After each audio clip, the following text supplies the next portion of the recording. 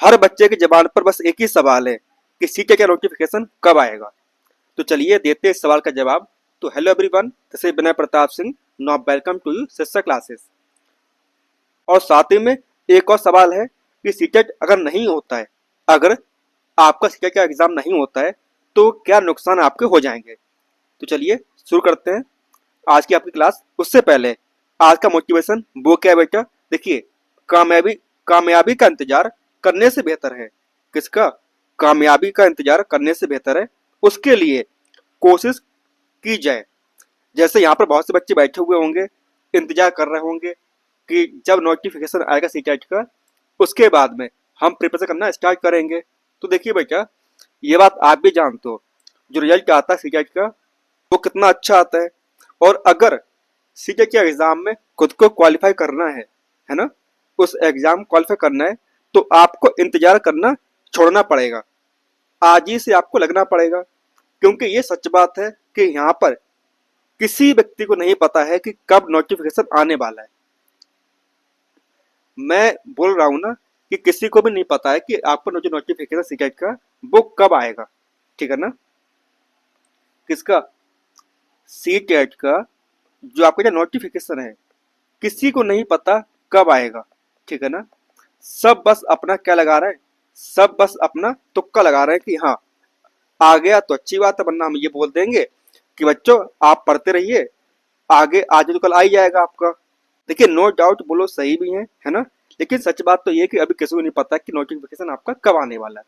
लेकिन ये बात भी सच है कि अगर अगर एग्जाम आपका दिसंबर में होने वाला होता तो अभी तक आपका नोटिफिकेशन आ चुका होता है ना। अगर आपका एग्जाम दिसंबर में होने वाला होता तो अभी तक आपका नोटिफिकेशन आ चुका होता है। लेकिन अभी क्या बेटा आपकी बताइए, आज आपकी क्या होगी बेटा, आज आपकी 24 अक्टूबर हो चुकी है ना, और अभी तक आपका नोटिफिकेशन नहीं आया हुआ है।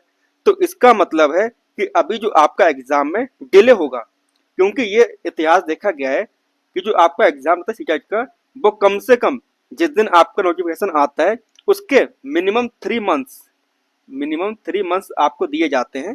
किसके लिए? फॉर प्रिपरेशन के लिए, है ना बेटा। किसके लिए? प्रिपरेशन के लिए, है ना। अगर अक्टूबर लास्ट में अगर आपका नोटिफिकेशन आता है तो नवंबर दिसंबर जनवरी यानी कि स्टार्टिंग ऑफ फेब में आपका एग्जाम हो सकता है।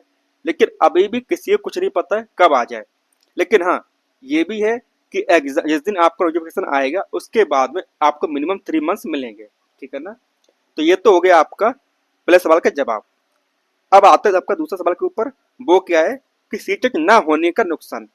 जिस तरह आपके जुलाई में जो सीटेट था आपका वो नहीं हुआ, है ना। बहुत से बच्चे ये लगा के बैठो क्या पता इस बार भी ना हो। देखिए, जो बच्चा जुलाई के लिए बैठा हुआ था, किसके लिए बेटा? जो बच्चा जुलाई के लिए बैठा हुआ था, है ना, 25 के लिए, उसका एग्जाम नहीं हुआ तो उसका नुकसान क्या हुआ ये बात आप भी जानते हो। क्योंकि अभी आपने देखा होगा आपका EMRS का, किसका बेटा? EMRS हो गया आपका, DSSS भी हो गया, है ना। इन दोनों के नोटिफिकेशन आ चुके थे, फॉर्म भी इनके फिलअप हो रहे थे, है ना। कल तो लास्ट डेट थी आपकी EMRS की।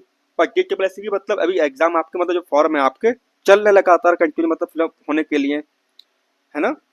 तो वो बच्चे इन एग्जाम में फॉर्म फिलअप नहीं कर पाए हैं, है ना। जिन बच्चों का सीटेट क्वालिफाई नहीं हुआ है अभी तक, है ना। अगर जुलाई में सीटेट होता तो क्या पता वो बच्चे भी अपना एग्जाम क्वालिफाई करके इन एग्जाम में फॉर्म फिलअप कर दिए होते, है ना।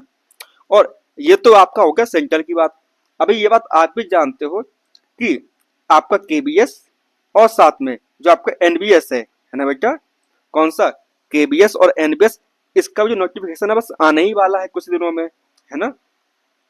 तो जाहिर सी बात है अगर आपका सीटेट क्वालिफाई नहीं है ना, सीटेट क्वालिफाई आपका नहीं है तो आप इस एग्जाम में भी फॉर्म फिलअप नहीं कर पाओगे। किसमें? आपका NBS हो गया या आपका KBS हो गया। ठीक है ना।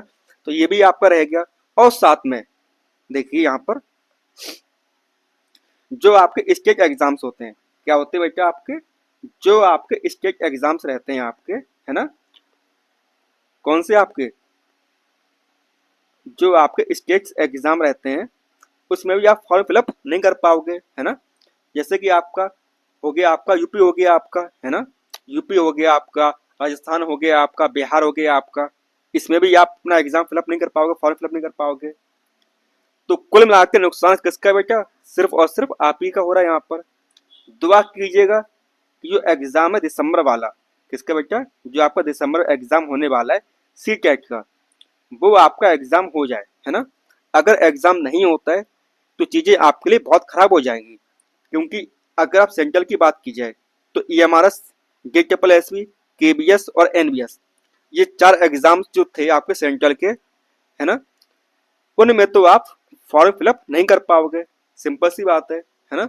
और कुछ स्टेट ऐसे भी होते हैं जहां पर आपका सब्जेक्ट वैल्यू माना जाता है, तो वहां पर भी आप एग्जाम मतलब फॉर्म फिलअप नहीं कर पाओगे, है ना। तो कोई बात नहीं, लगभग उम्मीद लगा के बैठिए कि इस बार दिसंबर में आपका एग्जाम होगा, और आप लोग मन लगा के पढ़ाई करते रहिए, है ना। तो चलिए फिर मिलते हैं आपसे नेक्स्ट क्लास में, तब तक के लिए धन्यवाद।